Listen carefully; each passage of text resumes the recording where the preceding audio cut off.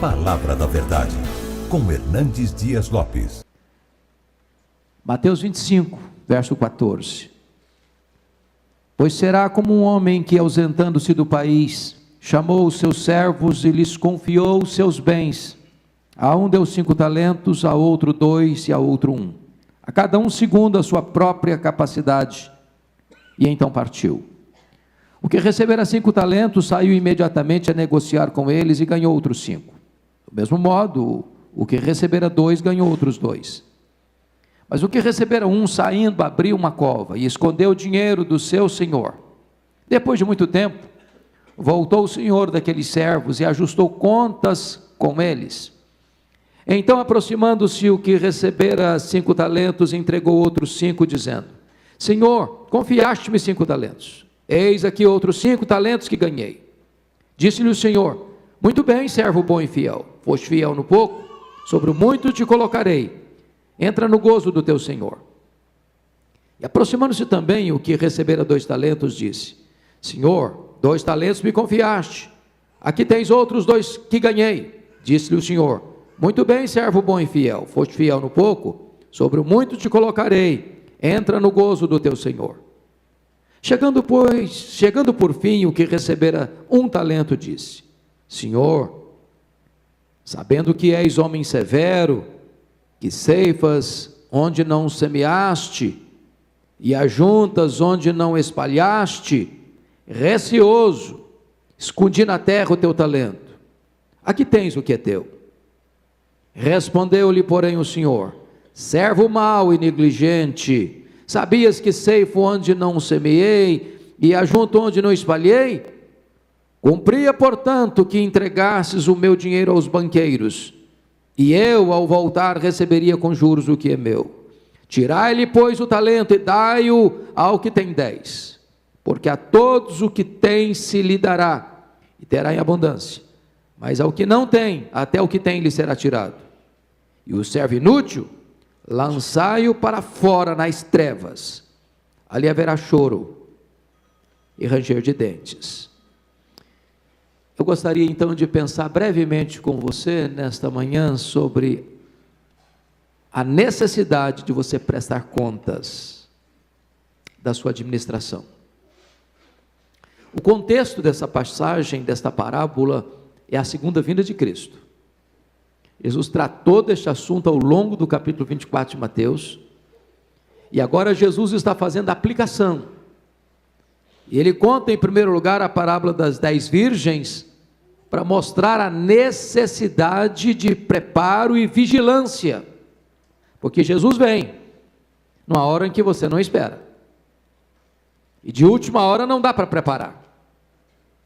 Aí Jesus conta a segunda parábola, esta parábola, para mostrar que ele nos salvou, mas também nos confiou bens, dons, talentos, que precisam ser desenvolvidos, cultivados, e nós não podemos ser negligentes diante daquilo que ele colocou nas nossas mãos.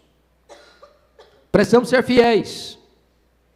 E então, 3 lições saltam aos olhos nesta parábola que Jesus contou. A primeira lição é que você e eu precisamos reconhecer o Senhor que nos confiou os talentos. Quem é esse Senhor? Primeiro, veja comigo o versículo 14.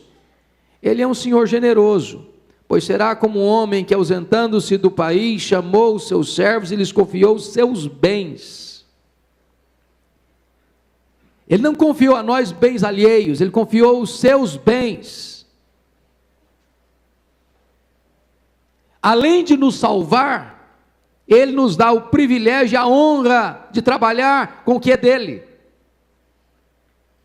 de cultivar o que é dele. Deixa eu lhe dizer, servir a Deus é um grande privilégio. Estar envolvido com as coisas do reino de Deus é um grande privilégio. Fazer a obra de Deus é um grande privilégio. É generosidade de Deus conceder a você e a mim o privilégio de sermos cooperadores com Ele, de realizarmos a obra dEle. de Ele ter nos salvado e nos dado dons e nos dado talentos e colocado diante de nós o direito e a responsabilidade, também o privilégio de fazermos a sua obra, de vermos avançar o seu reino. Portanto, Ele é generoso, porque Ele nos salva, Ele nos chama para o seu serviço e nos dá a oportunidade de sermos seus cooperadores. Mas em segundo lugar, irmãos, o Senhor não é apenas um Senhor generoso, Ele é também um Senhor justo. Olha o versículo 15 comigo. A um deu 5 talentos, a outro 2 e a outro 1, a cada um segundo a sua própria capacidade. E então partiu. O que esse texto deixa claro é que Jesus não exige de você mais do que aquilo que Ele deu a você. Ele não vai colocar uma sobrecarga sobre você, para esmagar você, para achatar você. Ele requer que você faça exatamente aquilo que Ele lhe deu, e que você desenvolva de acordo com a capacidade que Ele viu e confiou a você. Portanto, você não tem nenhuma necessidade de querer ser um Billy Graham, nenhum apóstolo Paulo. Deus conhece você, Deus conhece a sua capacidade, e Ele colocou nas suas mãos exatamente aquilo de que você é capaz, porque Ele mesmo é quem capacita. Ele é justo. Se você perceber, é uma linguagem comercial. A um deu 10 talentos, a outro deu 5 talentos, a um deu 5 talentos, a outro deu 2 talentos, a outro deu 1 talento. O que é um talento?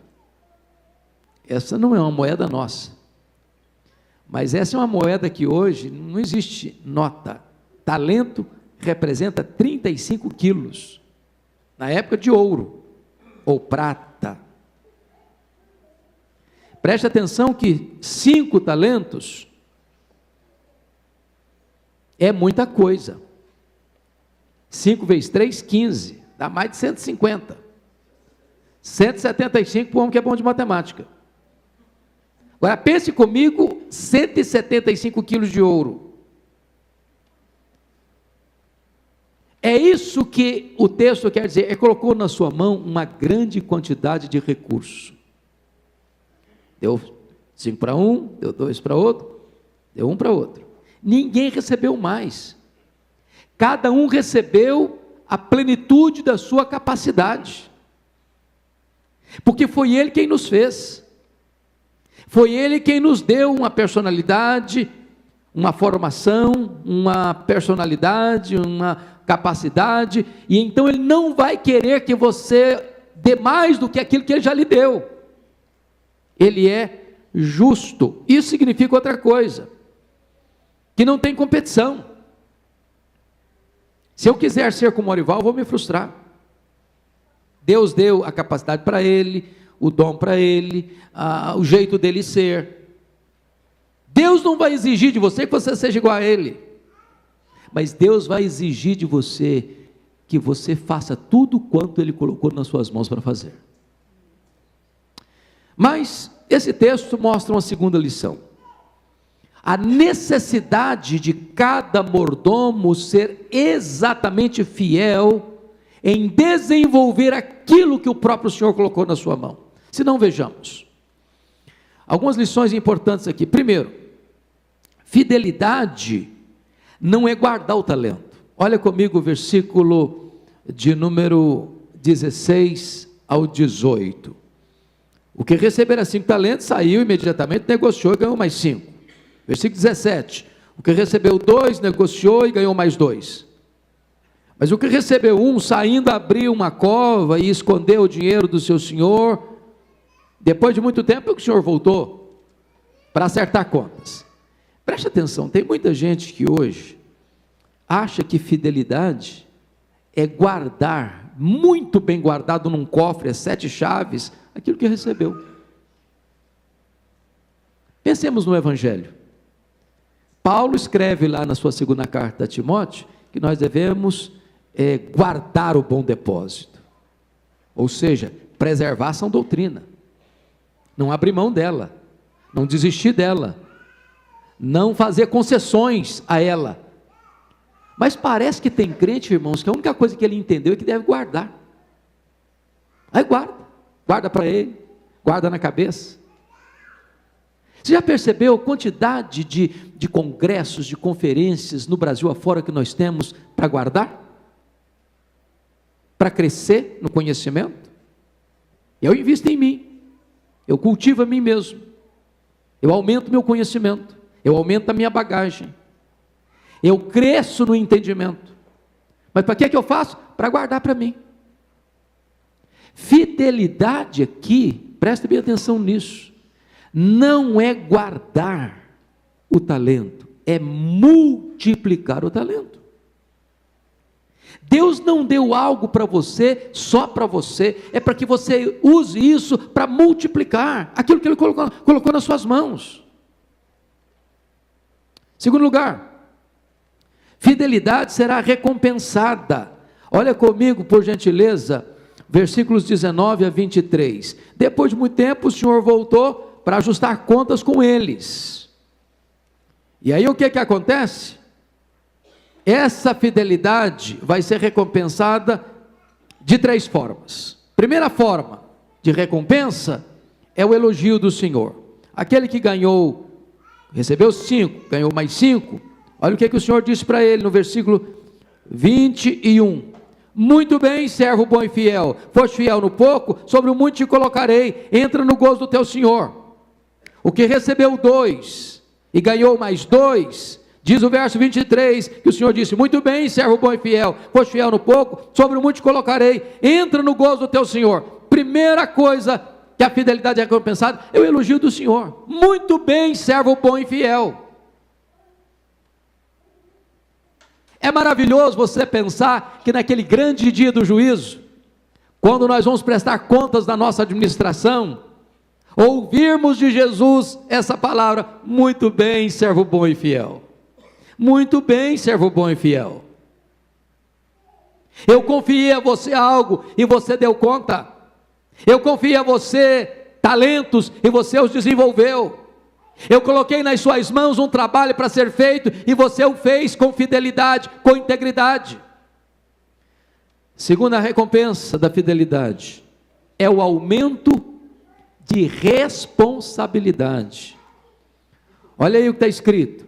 Muito bem, servo bom e fiel, foste fiel no pouco, sobre o muito te colocarei. Aquilo que Jesus nos dá hoje é o pouco. O muito que Ele vai nos colocar, preste atenção nisso, é que lá na eternidade, nós vamos continuar trabalhando.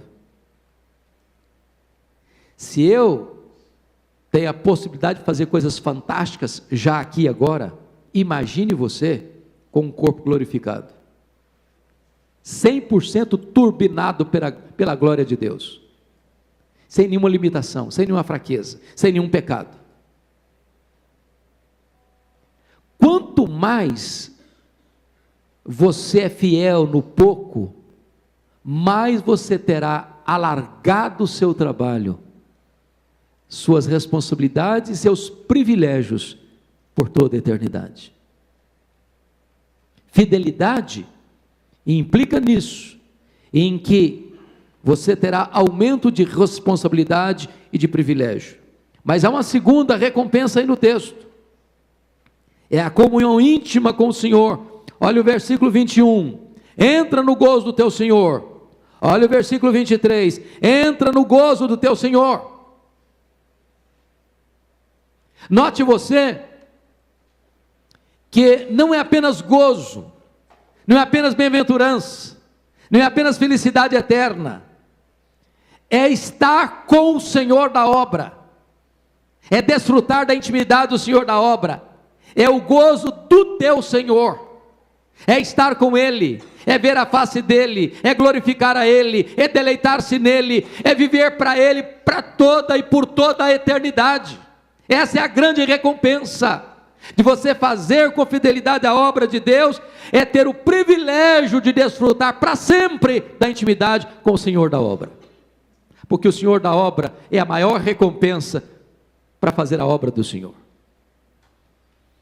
Mas, finalmente, irmãos, esse texto tem uma terceira lição a nos ensinar. Você e eu precisamos fugir da negligência. É o que diz o versículos 24 a 30. E aí eu quero chamar a sua atenção para o versículo 24. O que você pensa de Deus determina as suas ações no reino de Deus. Olha o que está escrito, verso 24. Chegando por fim o que recebera 1 talento, disse: Senhor, sabendo que és homem severo, que ceifas onde não semeaste e ajuntas onde não espalhaste, receoso, escondi na terra o teu talento. Aqui tens o que é teu. Muitas vezes, meus irmãos, nós temos uma visão muito errada de Deus. Há pouco tempo, uma pessoa, líder da igreja, professor de escola bíblica dominical, ensinou assim na sua classe: você tem que ter medo de Deus. Medo no sentido de fobia, terror. Quando eu olho a Bíblia, eu sei que nós temos que temer a Deus, porque temor do Senhor é o princípio da sabedoria. Mas o temor que Deus espera de nós não é terror, ficar tremendo de medo. É o temor da reverência, do respeito. Eu pergunto para você, como é que você gostaria que o seu filho temesse você? É por medo de castigo? Ou por respeito a você? Pense você como filho. Como é que você respeita seu pai? Você tem medo dele porque ele pode castigar você? Ou você age corretamente porque você não quer entristecer o seu pai? Qual a motivação? Qual é a motivação? Às vezes nós criamos uma ideia de Deus que é uma caricatura de Deus, que não é o verdadeiro retrato de Deus. Muitas vezes nós temos mais medo de Deus do que deleite em Deus, mais temor de Deus do que prazer em Deus, porque ele tinha uma visão errada de Deus, esse servo. Isso reflete no trabalho dele. O que acontece? A negligência que ele tem é resultado do entendimento que ele tem de Deus. A teologia dele refletiu no trabalho dele. Segundo lugar, a negligência gera esterilidade. Olha comigo o versículo 25. Receoso, escondi na terra o teu talento. Aqui tens o que é teu. Meus irmãos, podem perceber isso. Uma pessoa que tem medo de Deus, e ele vive só preocupado com a prestação de contas, porque tem medo de Deus, de que Deus vai ser rigoroso com ele acaba cruzando os braços, fazendo nada. Nada. Ele enterra o talento, ele recebeu, mas não cultivou.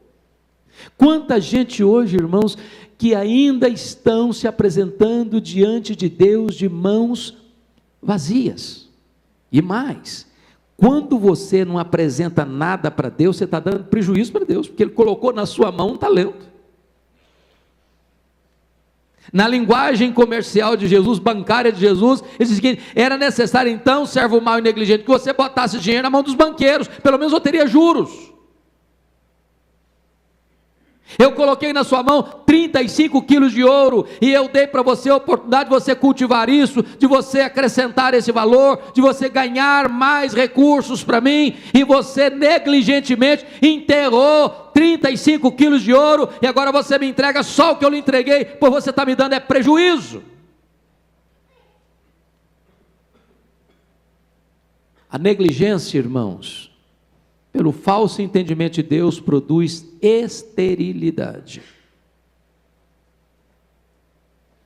Mas notem comigo, que a negligência, como a esterilidade, serão penalizadas. Olha o versículo 26 e 27 comigo. Respondeu-lhe, porém, o Senhor: servo mau e negligente, sabias que ceifo onde não semeei e ajunto onde não espalhei? Cumpria, portanto, que entregasses o meu dinheiro aos banqueiros, e eu, ao voltar, receberia com juros o que é meu. O Senhor olha para aquele servo e não elogia, como elogiou os outros. Muito bem, servo bom e fiel. Ele chama esse homem agora de servo mau e negligente. Servo mau e negligente.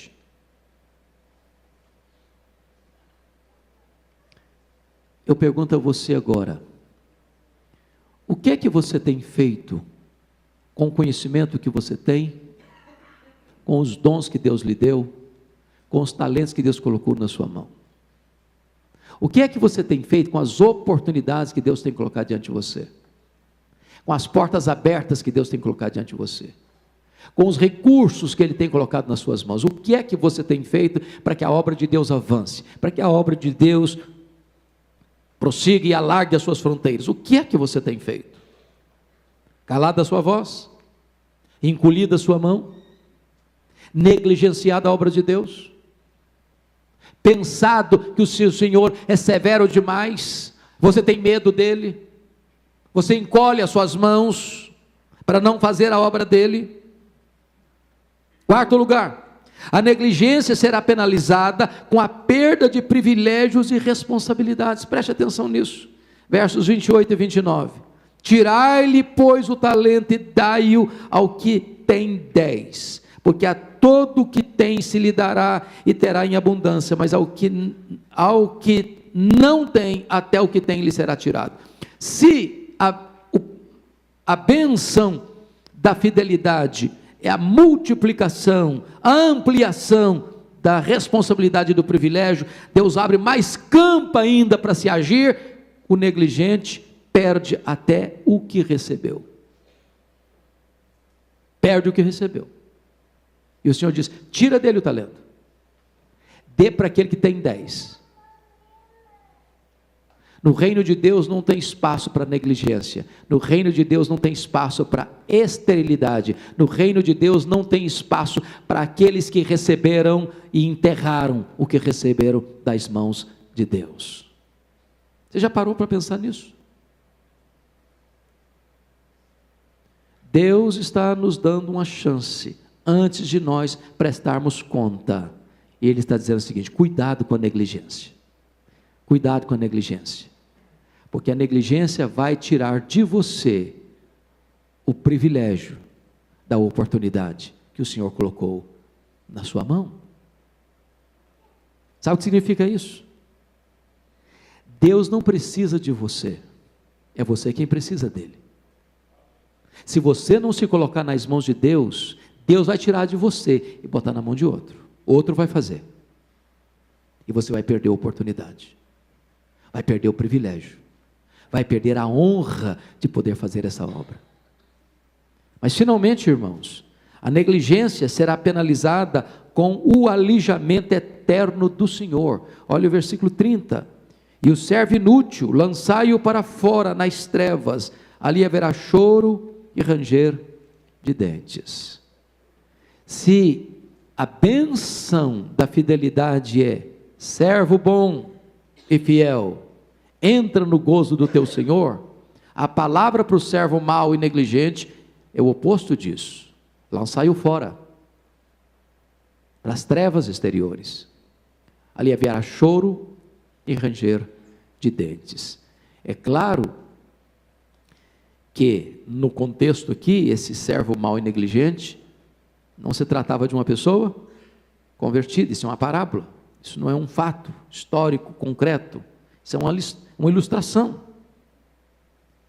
Mas o ponto que esse texto está querendo nos dizer é o seguinte: nós não podemos brincar nem com a nossa salvação pessoal, nem com a nossa mordomia cristã. Então eu pergunto a você hoje: você já teve um encontro pessoal com esse Senhor? Você tem a garantia da vida eterna? Você já é uma pessoa salva pela graça? Você ouvirá naquele grande dia do acerto de contas: vinde, benditos de meu Pai, entrai na posse do reino. Ou bom está, servo bom e fiel, foste fiel no pouco, sobre o muito eu te colocarei, entra no gozo do teu Senhor. Você tem multiplicado os dons e talentos que Deus tem colocado nas suas mãos? Ou você tem negligenciado com o seu Senhor? Que frutos você pode apresentar a Deus? Que resultados para o reino você pode apresentar a Deus? O que é que você tem feito com aquilo que Deus colocou em suas mãos? Eu queria que você fechasse os seus olhos um pouquinho, curvasse a sua fronte, para nós orarmos a Deus.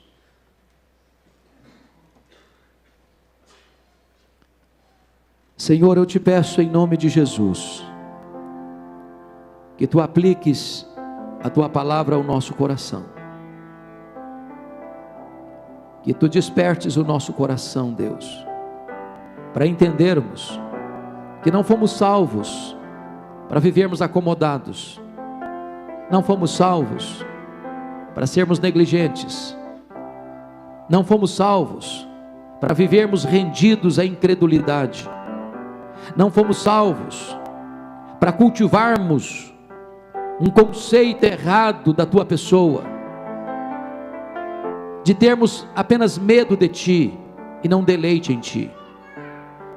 Ajuda-nos, Deus, a vivermos de tal maneira que aquilo que Tu colocaste nas nossas mãos possamos desenvolver, cultivar, multiplicar, para que a Tua obra avance, e para que naquele grande dia do acerto de contas possamos ouvir do nosso amado Senhor: bom está, servo bom e fiel, foste fiel no pouco, sobre o muito te colocarei, entra no gozo do teu Senhor.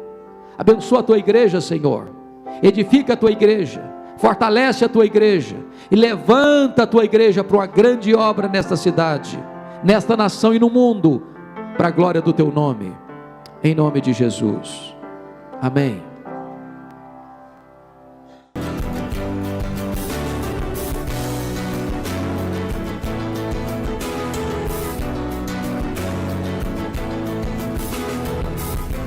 Palavra da Verdade, com Hernandes Dias Lopes.